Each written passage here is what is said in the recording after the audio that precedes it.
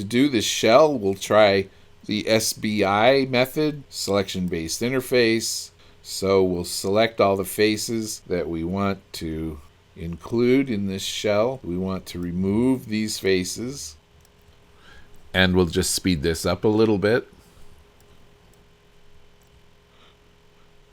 And with that selection, Shapr3D has narrowed down the types of features that I could be looking for.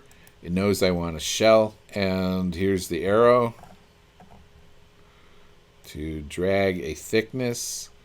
Now there will be a range of thicknesses where this will work and a range where it won't work. So let's see what happens as we drag the arrow. The operation failed because the resulting body wouldn't be valid. The arrow turns red and we get that little warning signal at the top of the screen. When the arrow is blue, it's working.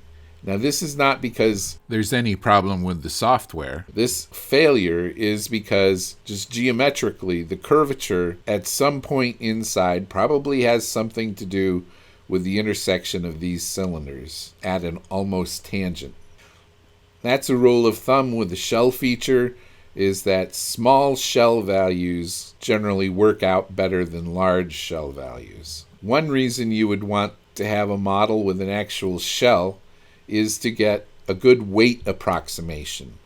And you do a weight approximation by measuring the volume of the entire body. In that case, this is body 4. So you've got almost 29 cubic inches of steel in the frame without the plate, and you would need to multiply that by the density of steel to get your actual weight for the frame. There are other methods for modeling bent steel frames. Sweeping is just one of them. You could extrude, you could revolve, you could even loft, depending on the needs in your particular situation. All CAD programs involve some workarounds now and then, and Shapr3D is not immune. So some of the methods I used here were a little unorthodox, but you have to be creative and understand how your tools work. Thanks for watching this set of videos. I hope you found them interesting and informative.